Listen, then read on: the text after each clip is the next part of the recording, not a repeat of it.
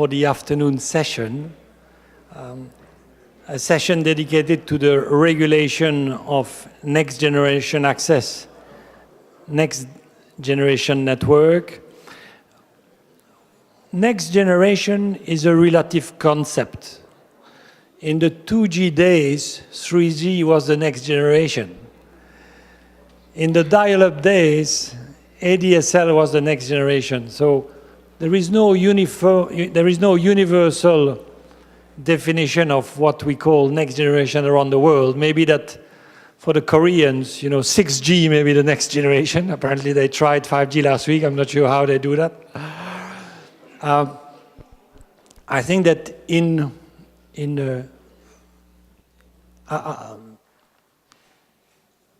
there are, of course, even if the concept of next generation technology differs from one region to another, from one city, like big cities like Rio and Sao Paulo are different from other parts of Brazil or other parts of Latin America, there are nevertheless some common topics that cut across this debate. There are ways perhaps for public authorities of reducing the cost for the industry, and I hope we will take about a bit of time to discuss that. How can we help operators deploy their networks in a more cost-effective ways? This morning we talked about a topic that has been much discussed in Europe, which is the regulatory holiday. Fatima, there was a lot of support for it, so this is a dirty word in Europe, so we'll come back to that. Can we talk about regulatory holidays? Is it allowed? Of course. Okay, that's encouraging. And if we can talk about it, is it everywhere or only in public, perhaps rural areas? We will also touch upon a question that we discussed with some over lunch, is public funding. Once, if you live in a country where there are not only public funds, but they can be spent, which is not true everywhere, how do you spend that in the most efficient way? Do you provide retail services? I mean, there are mountains between France and Spain. It's called the Pyrenees. Very charming place. And a few years ago, the incumbent in France took a bit of time to roll out its ADSL network to the Pyrenees, and the local authorities decided that it was unacceptable. They didn't have the same service as in Paris, and they decided to provide triple play, retail triple play offering. I'm not sure this is the best use of public money, but okay, we'll talk about when you have public funds, how do you use them? And I'm a big believer in the neutrality of technology. Regulation should be technology neutral. It shouldn't be for regulators to pick and choose the winner in terms of technology. So although we will inevitably talk about wired infrastructure, we should of course also talk about wireless as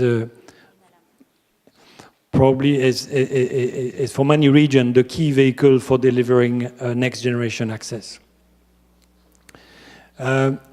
We will also talk about a topic that Gilbert, I will introduce you in a second, but mentioned over the coffee break today, is a specific case in terms of, for regulators, mandating access to fiber networks is the case of fiber network inside a building, inside a condominium. And I think they deserve a different treatment, and I hope we will touch upon that. Alors, to debate these important issues, we have a very distinguished panel with Gloria Cadico Angeles from the Ministry of Communication in Peru. We have Fatima Barros, whom you have already met yesterday. You have Sandra Monroy Suarez from Now Level 3. Perhaps the Colombian know her in her previous multiple capacities in this country. And finally, I'm delighted to welcome Gilbert Camacho, who is the president of the SUTEL, the regulatory authority in Costa Rica. Alors, to start with, although we had this morning a session on TV regulation, we will have a bit of television, Gloria. And because Gloria would like to, I think, suggest we start with Gloria, and she wants to show us a movie.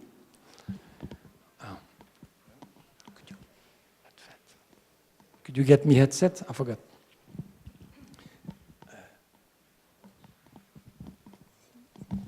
Maybe you can introduce your movie and then... Muy buenas tardes. Y antes que nada quisiera agradecer la invitación de Cullen y nuestros anfitriones Carolina, Philippe, Ezequiel, que me han dado muchas atenciones, y de todo el equipo de Cullen, muchas gracias por el recibimiento. Y estoy muy contenta de estar acá a nombre de Perú, del Ministerio.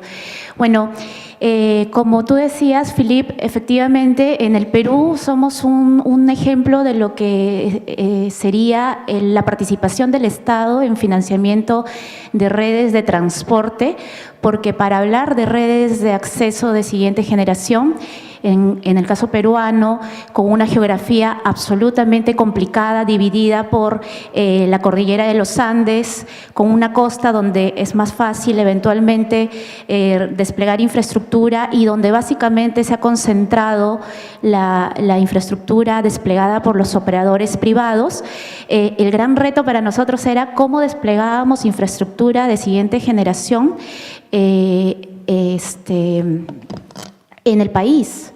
Y si bien es cierto, actualmente se viene haciendo un despliegue de infraestructura de fibra a la casa, es en zonas muy focalizadas y es donde normalmente la población es bastante pudiente en cuanto a ingresos y en general a las condiciones de vida que tienen, pero la mayoría de la población peruana no está en esa situación, la gran mayoría, la gran masa crítica, y ahí estaba el reto. Entonces, como uno de los principales retos para nosotros como Estado era cómo incentivar a que los operadores privados sigan desplegando infraestructura de acceso, ahora acceso de siguiente generación.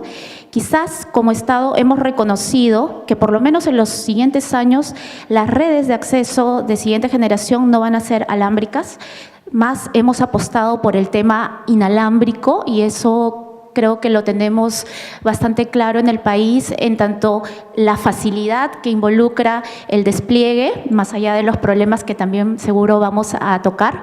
Y bueno, pero previo a ello era importantísimo preguntarnos ¿y cómo está el transporte? Y para eso el Estado ha intervenido muy activamente en dos grandes proyectos de infraestructura de transporte, que es la red dorsal de fibra óptica, nuestra red nacional de fibra óptica, que interconecta a 180 capitales de provincias, de 195 que son en total, más otro proyecto que involucra transporte y acceso, que son las redes regionales, 21 proyectos de redes regionales de fibra óptica, que se van a también financiar con fondos del Estado bajo una modalidad distinta, que de repente lo podemos conversar más adelante, pero eso es, estamos en esa tarea, estamos totalmente abocados. Adicionalmente a ello tenemos toda una legislación que nació en el año 2004 aproximadamente, pero que se ha ido perfeccionando,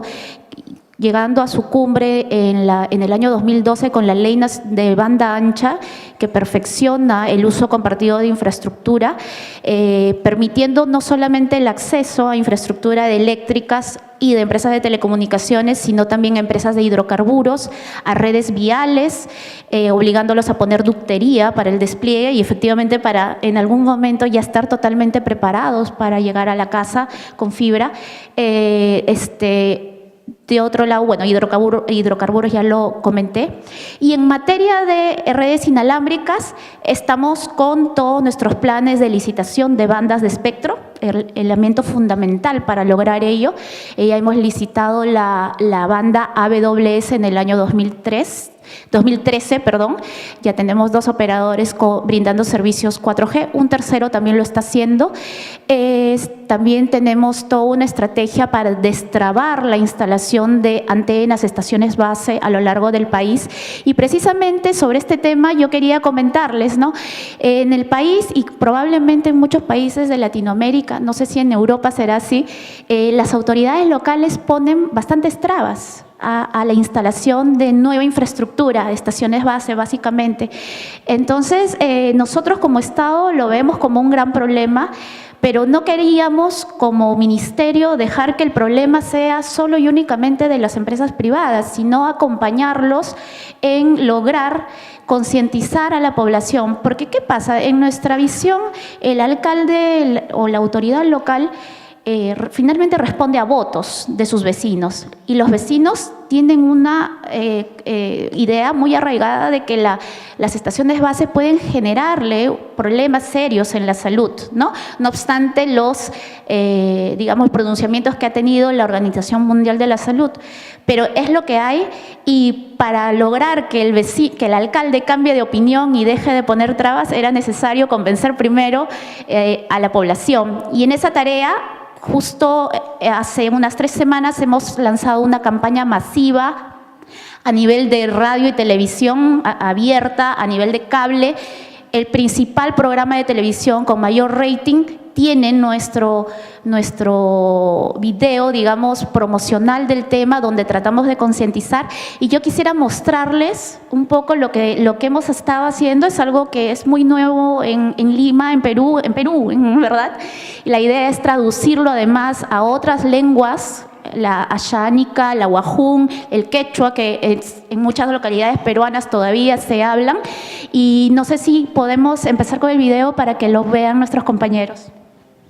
La radio, la televisión, los celulares y tablets necesitan antenas que transmitan sus señales a través de ondas que viajan por el aire. Son antenas buena onda y pueden tener muchas formas y tamaños. Hoy, el Perú necesita colocar por lo menos 14.000 antenas más de telefonía móvil. ¿Por qué? Porque hay lugares donde la gente hasta hoy no puede comunicarse.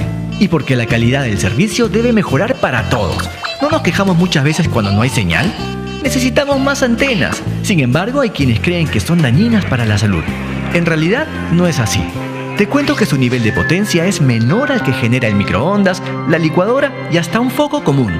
Su nivel de radiación es 500 veces menor al que recomienda la Organización Mundial de la Salud. Y si aún crees que son dañinas, debes saber que si colocamos antenas más cerca unas de otras, lo único que lograremos es reducir su potencia. Hasta la potencia de tu celular se reduce cuando no tiene que buscar señal constantemente. Con la instalación de antenas buena onda amigables con nuestra comunidad, mejoraremos la cobertura y la calidad de la comunicación. A más antenas buena onda, mejores servicios y mayor comunicación. Ministerio de Transportes y Comunicaciones. Muchas gracias. Sí, precisamente esa campaña, bueno, tiene pocas semanas en televisión y en radio, pero es impresionante porque a mi oficina, la que yo dirijo en particular, que tiene que ver con radio y TV, llaman a preguntarnos cómo ponerse en contacto con la empresa, a un ciudadano a pie, para alquilar parte de sus casas, ¿no? O edificios. Entonces ya lo ven incluso como una oportunidad de negocio, y es un cambio que, de hecho, que tiene que pasar un tiempo todavía para ver los resultados en números, pero como indicios al menos estamos viendo un cambio, y que en tu pantalla del día a día, que llega a casi todo el país, vienen recibiendo estos mensajes. Bueno, finalmente, adicionalmente a lo que les he venido comentando, también creo que es importante decirles que tenemos mapeado ya toda la modificatoria e innovación en materia de legislación para la ductería en edificaciones nuevas. Perú ha tenido todo un boom en materia inmobiliaria, y la idea es de que exista ductería que pueda soportar a más de un operador, y que se eviten contratos de exclusividad también, para seguir promoviendo la competencia cuando llegue el momento en que tengamos fibra a la casa de manera un poco más masiva de lo que está actualmente. Gracias. Thank you very much, Gloria.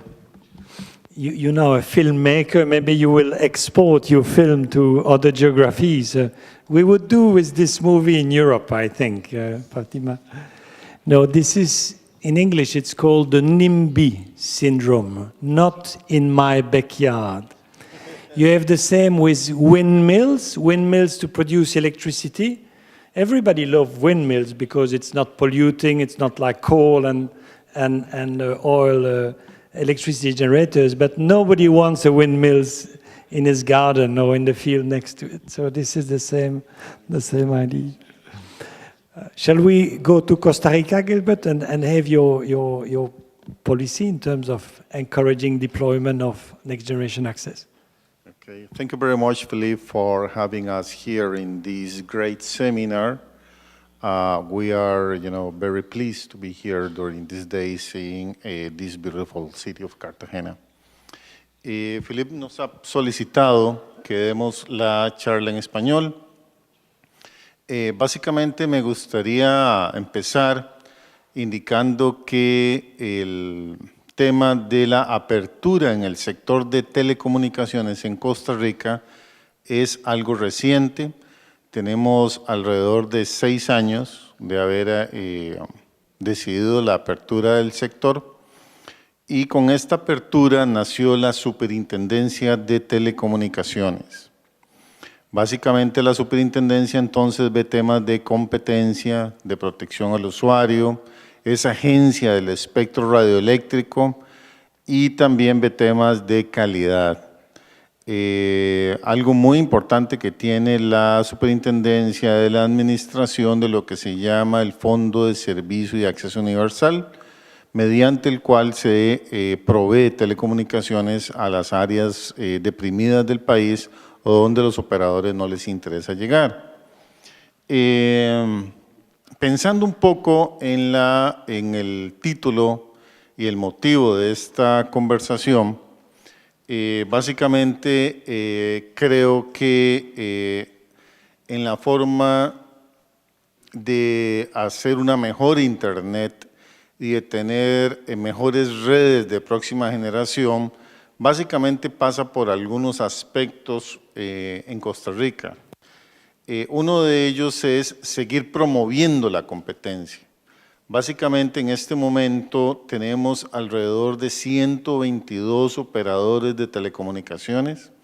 El sector representa el 3% del Producto Interno Bruto de Costa Rica. Tenemos alrededor de 7.1 millones de usuarios de celulares para una población de 4,5 millones de personas. Tenemos 3 operadores móviles, 2 operadores móviles virtuales. El incumbente, que se llama el Instituto Costarricense de Electricidad, maneja todo lo que es la parte fija. Tenemos un mercado naciente apenas de voz sobre IP, pero necesitamos y estamos enfocados en seguir promoviendo la competencia, de tal forma de que cada vez más tengamos más actores, más proveedores y operadores del servicio de telecomunicaciones. En relación a cómo incentivar el uso de las redes, ya Gloria tocó un punto muy importante y es el tema de la infraestructura. Este año nosotros estamos cambiando todo lo que son los reglamentos para la infraestructura pública de telecomunicaciones, todo lo que es postes, ductos subterráneos, etcétera, en todo el país. Y estamos también cambiando la reglamentación para el tema de la infraestructura privada de telecomunicaciones. Cuando digo privada es la infraestructura que tiene que haber en un centro comercial, en un condominio, en un residencial cerrado, etcétera. De tal forma de que en esos lugares exista infraestructura de telecomunicaciones como ductos, por ejemplo, para que más de un operador pueda llegar a los sitios y a los condominios. Básicamente entonces estamos haciendo un esfuerzo muy grande para cambiar esos reglamentos de tal forma que los operadores puedan tener más acceso a los diversos sitios. Una cosa que también estamos haciendo es revisando las tarifas. Las tarifas tanto para el servicio de Internet fijo, de redes fijas, como de servicios móviles. Estamos tratando de revisar esas tarifas, de bajarlas un poco y al mismo tiempo estamos trabajando en hacer ya los estudios necesarios de los mercados relevantes para ver si existen condiciones para la competencia, lo que llamamos la competencia efectiva. En nuestra Ley General de Telecomunicaciones se establece que la superintendencia va a fijar tarifas inicialmente. Una vez que, luego de hacer estudios, se determine que en algunos mercados existe competencia efectiva, entonces se libera ese tema, los operadores podrán establecer sus paquetes, sus tarifas, etcétera, y la superintendencia va a estar en un modo hands-off, pero vigilante de lo que pasa en el mercado. Otra cosa que nosotros creemos que podría ayudar a una mejor Internet en nuestro país sería el tener un IXP, Internet Exchange Point, de tal forma de que los operadores puedan conectarse entre ellos dentro del territorio de Costa Rica. En Centroamérica no existe en este momento un IXP poderoso, por así decir, que pueda tener o hacer la conexión de todos los operadores con los proveedores de contenido. En el Caribe creo que sí debe existir tal vez uno o dos, pero en Centroamérica no hay por el momento. Creemos que eso ayudaría a tener un mejor acceso a las redes de Internet y queremos promoverlo dentro de la comunidad de Internet de Costa Rica.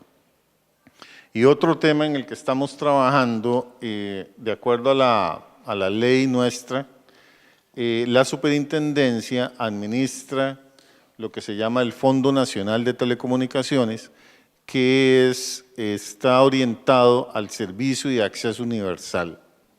Básicamente, entonces, con la venta de espectro a las compañías telefónicas y con un canon, con un impuesto anual a todos los operadores, se financia este fondo. En este momento, el fondo tiene alrededor de 300 millones de dólares y con ese dinero estamos básicamente desarrollando y ejecutando proyectos de telecomunicaciones que se asignan por licitación pública y que cubren algunas zonas, áreas donde los operadores o no están interesados o les cuesta mucho llegar, porque son áreas muy rurales. Ese es un tema. La otra forma también que estamos inaugurando un proyecto nuevo es básicamente si una persona está en condición de pobreza. Si esa persona está en condición de pobreza y tiene hijos en edad escolar, ya sea en escuela o colegio, estamos con un programa de tal forma que esa persona va donde un operador de telecomunicaciones, demuestra su condición de pobreza de acuerdo a una base de datos del gobierno del estado y con eso entonces el operador le da el servicio y la superintendencia le paga una parte de del billing, de la factura, dependiendo del nivel de pobreza. Puede ser hasta un 80%, un 60%, un 40%. Cuando discutíamos esto, nos decían los economistas que aunque tuviéramos el dinero, no debemos dar el servicio gratis. Las personas tienen que poner algo de su bolsa para que el servicio se sostenga. Entonces, en eso estamos. También estamos con un plan de proveer computadoras, tablets a escuelas y colegios. Es un proyecto de 20 millones de dólares. Y también otro proyecto en que estamos es Wi-Fi inalámbrico en lugares públicos. Entonces, todo esto va a ayudar a que las redes se consoliden y algo muy importante también al uso, a la apropiación, a la utilización de los servicios de Internet en el país. Nosotros creemos que con estas medidas, tanto de infraestructura como de tarifas, declarar en algún momento del año entrante seguramente la competencia efectiva en algunos mercados y con el servicio universal vamos a promover un gran desarrollo.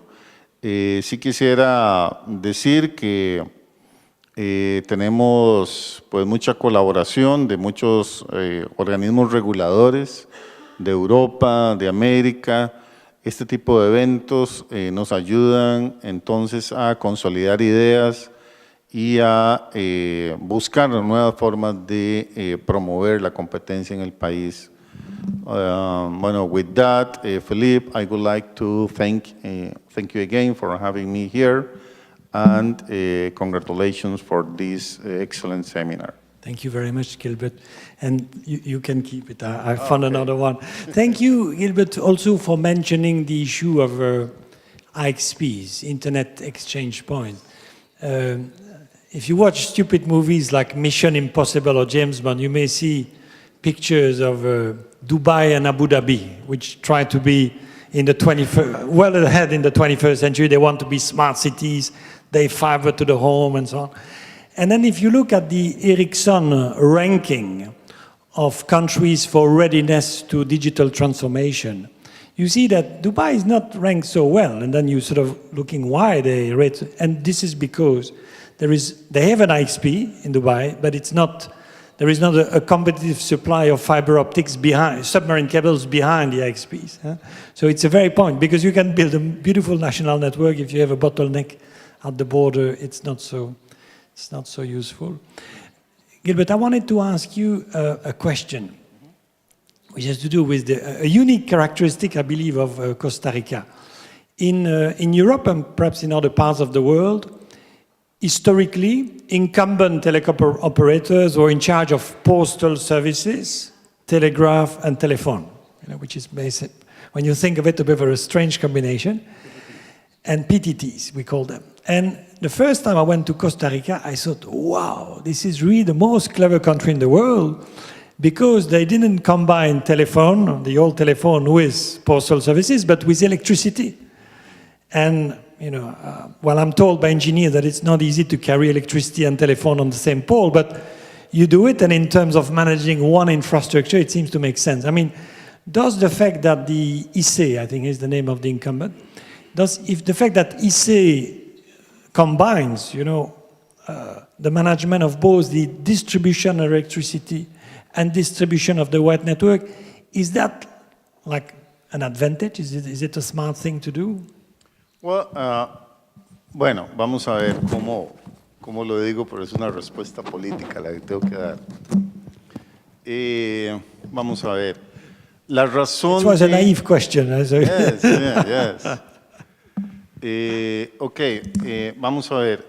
La razón de que la electricidad y las telecomunicaciones originalmente tenían un solo operador en Costa Rica es una razón más histórica. Costa Rica desde principios del siglo pasado se preocupó por llevar electricidad a todo el país. Y entonces el Instituto Costarricense de Electricidad ha sido pero muy exitoso en esta área. Luego, en el campo de las telecomunicaciones, había al inicio del siglo empresas privadas que daban el servicio de telefonía, básicamente. Sin embargo, en el año 1963 se le asigna al ICE la responsabilidad de llevar también las telecomunicaciones, dado el éxito que había tenido en electricidad. El ICE tuvo un gran desarrollo, un gran éxito en llevar telefonía pública y telefonía tradicional a casi todo el país y a los comercios. Desarrolló un poco de transmisión de datos, etcétera. Y en este momento, por ejemplo, en celular representa el 60% del mercado. Entonces, yo creo que sí ha tenido éxito, no ha sido fácil para el ICE el tema de acoplarse tal vez a la competencia. La cultura dentro de la institución básicamente es de llevar los dos negocios casi que por separado. Tienen una gerencia para electricidad, otra gerencia para telecomunicaciones y un consejo directivo que los une. Yo diría que está en una buena posición para seguir en la competencia. Tiene que hacer algunos ajustes, ¿verdad? Tiene que hacer algunos ajustes, pero en general no ha sido un problema llevar las dos situaciones. Thank you, Gilbert. Fatima, we will leave you the last word. So let's go to Sandra first. Why don't you react to the contribution? So Sandra, I was suggesting to leave you the last word. Bueno, muchas Sandra, gracias. perhaps Level 3 is not a usual company. You should perhaps say 3 words on, I'm sure you all know Level 3, but for the few people that might not know you, Sí, a you're ver, not pues, the average telecom operator. bueno, pues muchas gracias por invitarme a este panel. Level 3 es una compañía norteamericana. Básicamente tiene un despliegue de cable submarino alrededor del mundo. El cable pues está en Asia, Pacífico, Norteamérica y Suramérica. Recientemente pues tenemos aquí un proyecto que es el primer cable submarino que conecta Colombia con el Pacífico, en nuestro proyecto Landing Project. Está pues en este momento en despliegue. Vendemos servicios de CDN, seguridad en las redes, conectividad. Realmente pues es una compañía como muy conectada con el mundo y precisamente lo que vende servicios para que los clientes puedan estar conectados, principalmente en el sector corporativo. Bueno, pues con referencia al tema del panel, que es precisamente cómo incentivar la inversión en redes de nueva generación, lo que nosotros vemos es que en Latinoamérica ha venido desarrollándose una implementación de redes muy importante. Todos los países han tomado, o gran parte de ellos, dentro de sus planes nacionales de desarrollo, como una de las banderas el despliegue de redes de fibra óptica. Ya pues Gilbert explicó los temas en Costa Rica y pues tú en Perú, pero a mí me gustaría también nombrar lo que ahora está pasando en México, que pues precisamente es uno de los países que yo monitoreo. Allí pues a raíz de la nueva reforma de telecomunicaciones, que bueno, ya no es tan nueva en realidad, ya lleva pues unos 2 años, lo que se propuso el gobierno fue tener una red compartida, que básicamente pues eso se refiere a la interconexión de México a través de gran inversión en una red de 700 MHz, o sea, de espectro, pero también tienen un proyecto que es el proyecto de la red troncal, con lo que se busca conectar pues a todo el territorio mexicano. De hecho, México este año recibió un premio porque precisamente su programa de conectividad a las escuelas, a los hospitales, a las alcaldías, pues fue considerada como la política pública más importante del mundo. Entonces, pues específicamente en México también se tienen planes de que la expansión de la red troncal sea financiada a través de fondos del Estado, pero con la participación de un operador privado, perdón. En Colombia, pues para los que no son colombianos, hay un proyecto muy importante que se ejecutó aquí a través de un operador privado llamado TV Azteca. Ese fue el proyecto del Plan Nacional de Fibra Óptica, cuya meta era cubrir 1.078 municipios, pues básicamente todos los municipios en Colombia, creando pues el backbone más grande, un proyecto del gobierno en el que también se buscaba principalmente la conectividad de aproximadamente 2.000 instituciones que pues también eran hospitales, alcaldías o entidades educativas principalmente. Allí pues lo que se planteó también con el gobierno fue un contrato que se denomina pues jurídicamente un contrato de aporte, en el que parte de los recursos pues son proveídos por el Estado. El contratista pues tiene que cumplir con una serie de obligaciones de conectividad y a partir del paso del tiempo la propiedad de la red se transfiere a ese contratista, que es más o menos el mismo esquema que tenemos con el contrato en Perú, porque pues la red dorsal también está bajo un modelo de concesión allí y el operador también es TV Azteca. La ventaja del programa de fibra óptica, por ejemplo en Colombia, es que le permite al operador, aparte de llevar a cabo estas funciones como de bienestar social, tener los derechos de explotación de esa red. Entonces, pues eso es un incentivo para que los inversionistas quisieran hacer parte de ese proyecto. En Brasil tenemos el proyecto del Plan Nacional de Banda Ancha, que prácticamente está conectando casi el 81% del país, que son 4.523 municipios. Allí es un acuerdo entre los operadores del tamaño, ¿no? ¿Qué diferencia los tamaños? Es un acuerdo entre los operadores de telefonía fija y el Ministerio de Comunicaciones. Tienen otro proyecto también de expansión de fibra óptica en el Amazonías que se denomina Amazonía Conectada, que básicamente es una iniciativa del Mindefensa que va a conectar 52 municipios de esa zona.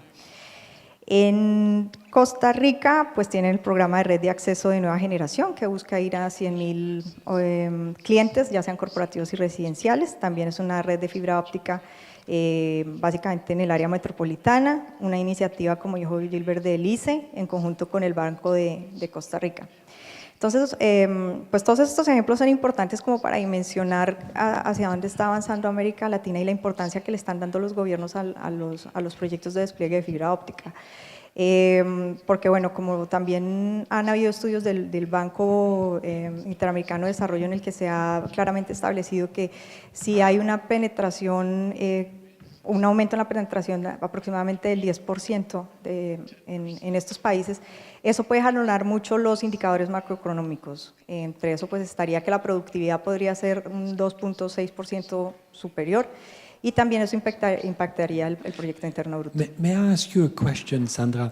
You described this impressive national fiber network rollout in a number of countries.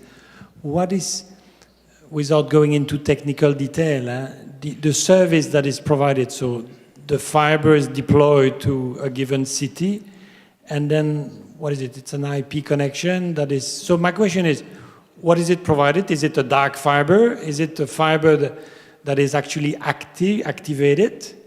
And B, what is the sort of pricing? Is it the idea to make a big profit on I'm joking, or is it given for free? Or, you know, what is a few words on the pricing that you, for example, in Colombia, that you know very well the project? Pues, a ver, la mayoría de estos proyectos pues tienen como finalidad precisamente dar conectividad o ir hacia áreas rurales y permitir que todas las personas que están en áreas de difícil conectividad tengan acceso. Entonces, eso, en términos de precio, esa conectividad es financiada por los gobiernos.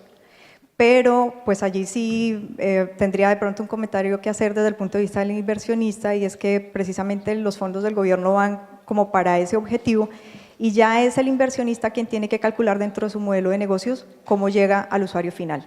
Entonces, depende del tipo de compañía que uno sea, tendría que meter dentro de su modelo de negocio cuánto le va a costar llegar al cliente residencial o cuánto le va a costar conectar a un cliente corporativo en un sector rural. Entonces, bueno, ahí vienen varios temas. Uno de ellos es que si estoy conectando a un cliente en un sector rural o en un sector, por ejemplo, donde la gente tenga un ingreso promedio bajo, pues realmente eso no se vuelve muy atractivo desde el punto de vista del inversionista, porque es básicamente como que este tipo de contratos te estarían dejando lo que tú puedes ganar de la conectividad del bienestar social, pero en realidad no hay mucho negocio detrás de esto porque el mercado objetivo no tiene un ingreso tan alto. Entonces eso ahí puede ser en parte como también un desincentivo.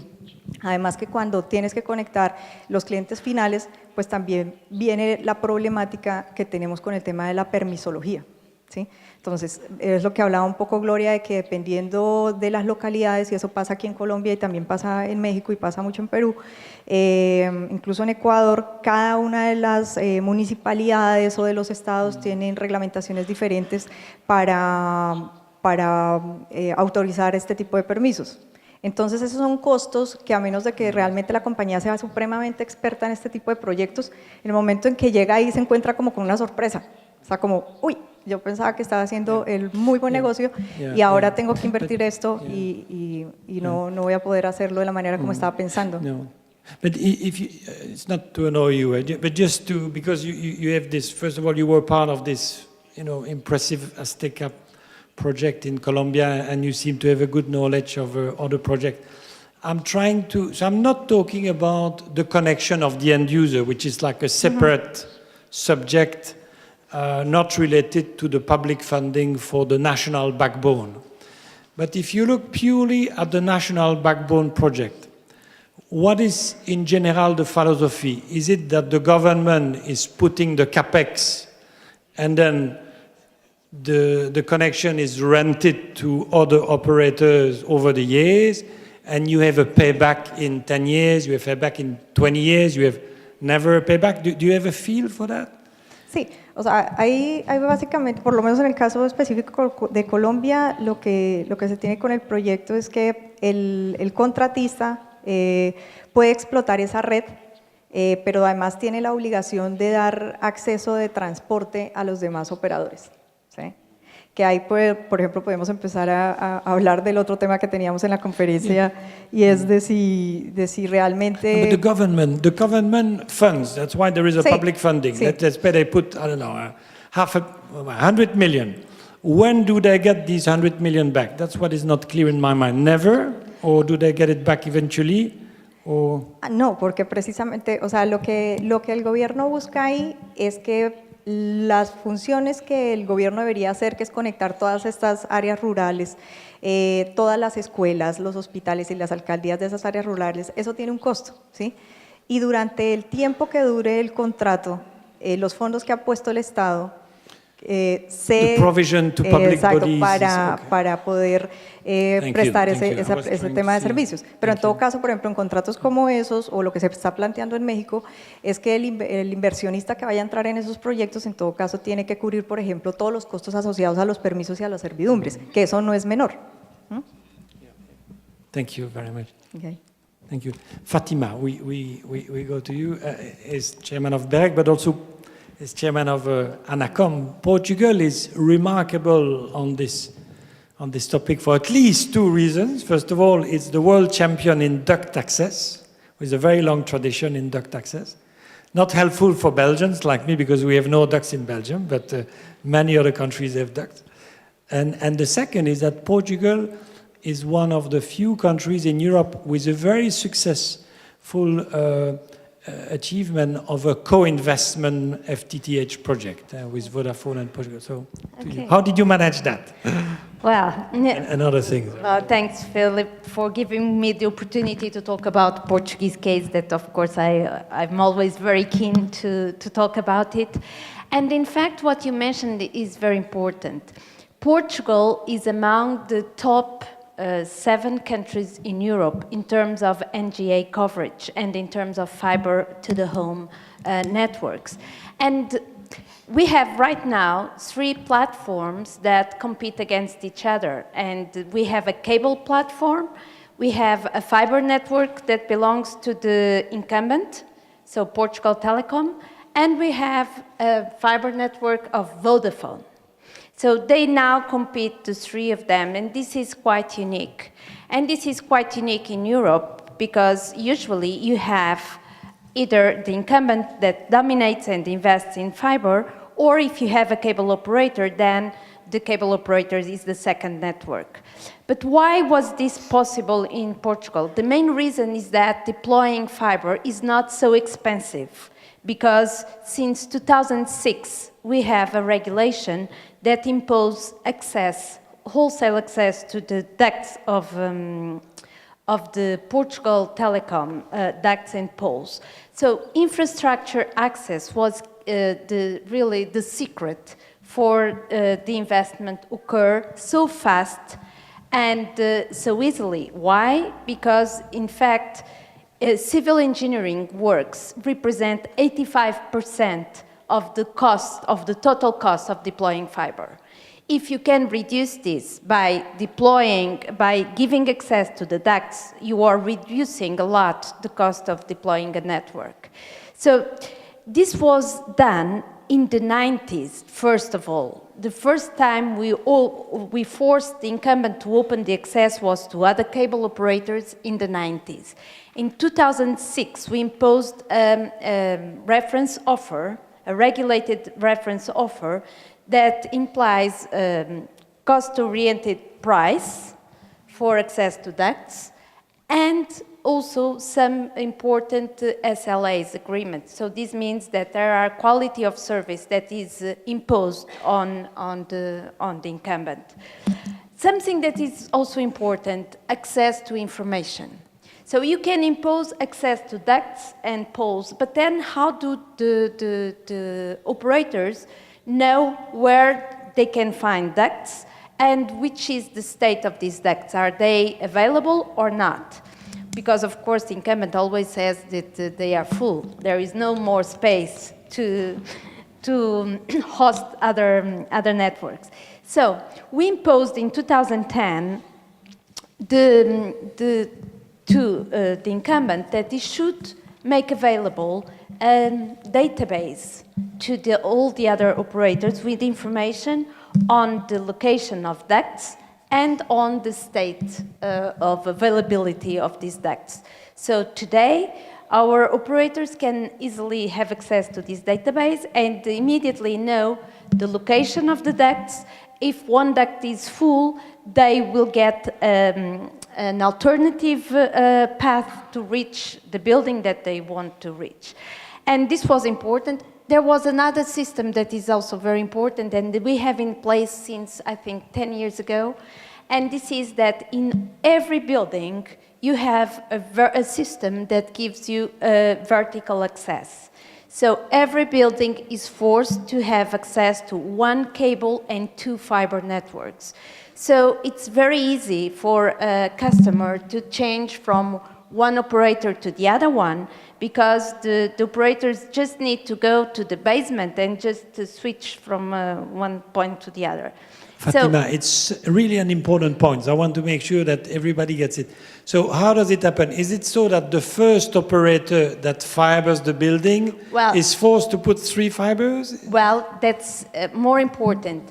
When you are building a new building, so the constructor is forced to install the system. If it's an old building, the first one is forced to install the system. I don't really know right now if it's 1 or 2 fibers, but then the second one, when he arrives, he will share the cost with the first one, and the third one will share the cost with the other 2. So this is a regulation that we have in place for many years, which had decreased the vertical barriers that you can have to access the buildings. And we have for buildings and we have for condominiums as well. And what we are doing right now, so we have asymmetric regulation on ducts, so on physical infrastructure access on the incumbent. But then the government in 2009 launched a decree where it forced all utilities and roads and every type of infrastructure that can host electronic communications networks to give access to operators. And this legislation is very important, is very powerful, is symmetric, so imposes obligations on all these let's say, utilities and roads and whatever. But we have a problem right now, and probably this can help some of you if you are thinking about this. The legislation says that prices, access prices, should be cost-oriented. However, as regulators, we cannot go to the energy company, we cannot go to the roads and say, show us your figures because your prices are too high. And right now we have Vodafone claiming that they are forced to pay 5 times the price to exceed the ducts in the roads that they pay to the incumbent. So we don't have powers to intervene. So we are asking now the government to issue a law that will, or to change the law in such a way that we will be able to intervene. And according to this law as well, and this is, I think, something that I think can be helpful, we have, as regulator, to build a system, a centralized information system that will have the information from the entire country about ducts that belong to, to the incumbent, to some operators, to the energy, to everybody. So this means that this centralized information system will be a single information point that will give information about availability of ducts and location of ducts, and of course also information about procedures and general conditions to exceed the ducts. And this will be very important to reduce the capex of implementation of networks. It's very complex. We are spending lots of money in building this system. By the end of this year, we will be able, I think, to have at least the pilot working. Then the most important or the biggest challenge is that how do you feed the system? Because in order to feed the system, you need everybody to contribute, to give the information. So this means that municipalities and roads and utilities must contribute to feed this information system. However, I think this is crucial. This is part of the success of Portugal in deploying fiber. Just the second point that Philip mentioned. This is aligned now with the Commission. The European Commission just launched the directive imposing these type of measures to all countries. And this directive will be in place on July 2016. In Portugal, we don't need to do anything because everything was done some years ago. And we are very proud of this. And I can tell you, because this was done by ANACOM before I was there, so I can tell you that this was a great job. But so the other issue that Philip mentioned is about a co-investment agreement between the incumbent and Vodafone.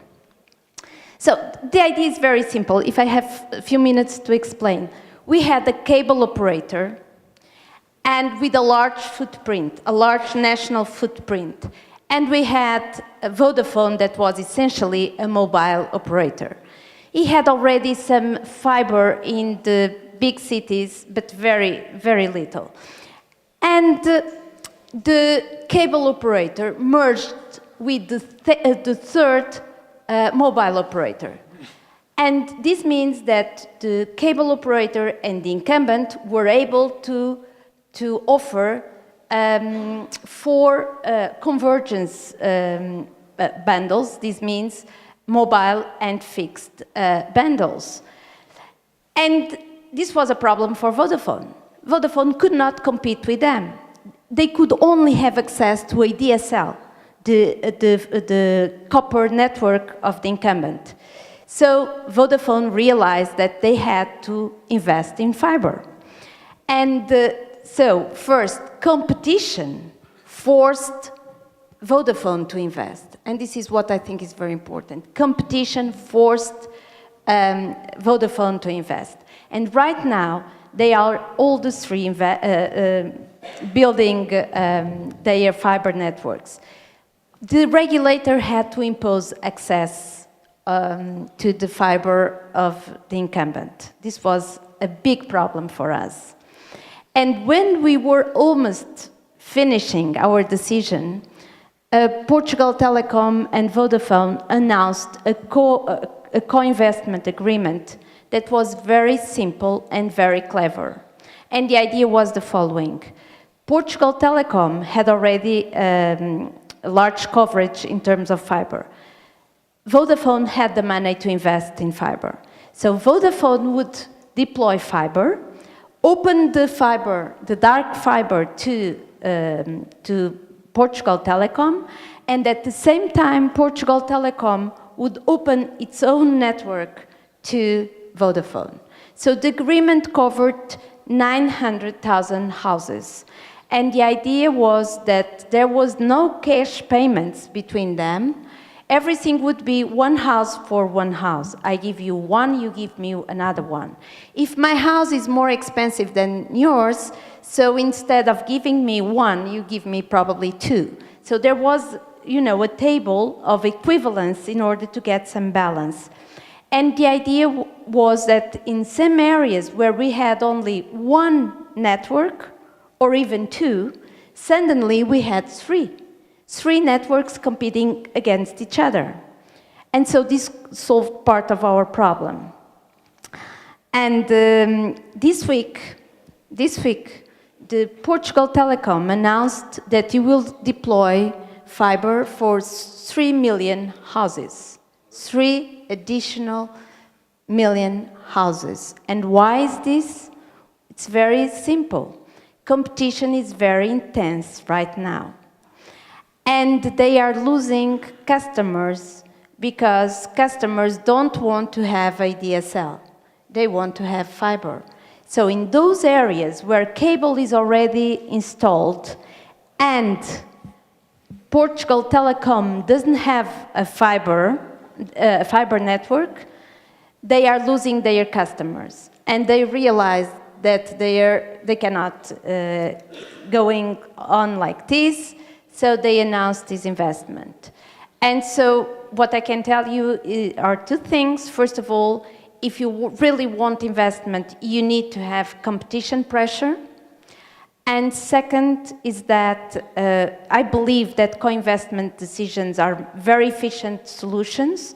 Unfortunately, it seems that not all the operators think like this, and it seems, I don't know how the agreement... May I ask a question regarding co-investment? Like you, I believe that the concept that two operators each deploy in one part of the countries and then swap their network is an excellent model.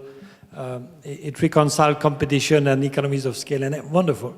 Now, how, as a regulator, how do we incentivize co-investment? Because Vodafone could very well have waited for the incumbent operators to deploy, put under pressure from cable, and yes, they know that sooner or later the regulator would have imposed some sort of a regulated price for fiber. So how do you, I guess from a pricing point of view, as a regulator, give an incentive to co-investment compared to buying access to PT cable, to PT fiber at a regulated price?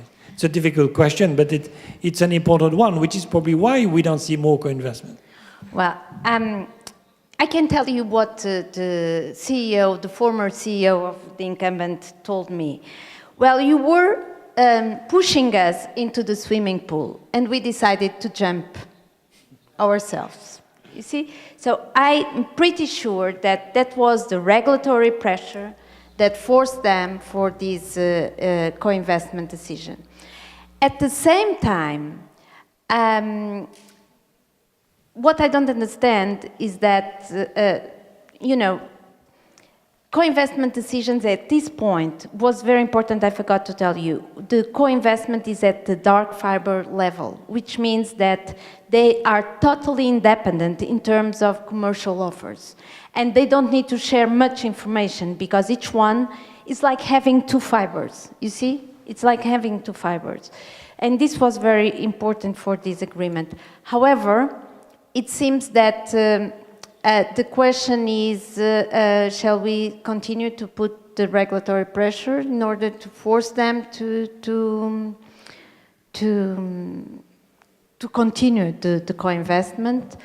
Or the question is, do they realize that in fact this is much more efficient? But I've been talking as BEREC chair to other operators across Europe, and it seems that for them, it's always a problem to go into co-investment decisions. Is it a problem for the incumbent operator, or is it a problem for typically mobile operators that know that they will have regulated access to the fixed network of the incumbent? Well, I think that usually these co-investments should include the incumbent, and in many cases the incumbent is not so willing to enter in this type of co-investments. But again, everything depends on the competition constraint that you have in the market. And having a cable network is, in many cases, crucial to define the type of market that you have. In Italy, for example, having a cable operator would probably have changed the story of the telecommunications sector. And, but the main problem, I think, is that I don't see alternate operators to joint efforts to go and to deploy fiber. They prefer to have access to the fiber of the incumbent. And in some cases, it doesn't make much sense because in the end of the day, they have many problems. Yeah. Alors, I would like to go back to Gilbert and Gloria. We saw Gloria's wonderful movie to convince municipalities, local authorities, first of all citizens and therefore local authorities to welcome mobile operators to put masts. So that's a wonderful thing. Now, Gilbert, Gloria, is it beyond that, beyond this great initiative, is it possible for a national regulator to put pressure one way or another on the mayor, on the local authorities in every town in the country to speed up building permits for mobile operators and for fixed line, actually? Is it realistic?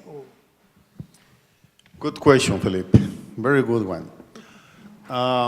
Bueno, en Costa Rica, básicamente, tenemos el mismo problema con las autoridades locales o municipalidades. En broma decimos que son la República Independiente de la municipalidad de tal lugar. Son independientes. La única forma que hemos tratado de hacer esto es básicamente a través del diálogo, a través de hablar con ellos, de convencerlos. Eso ha sido un camino.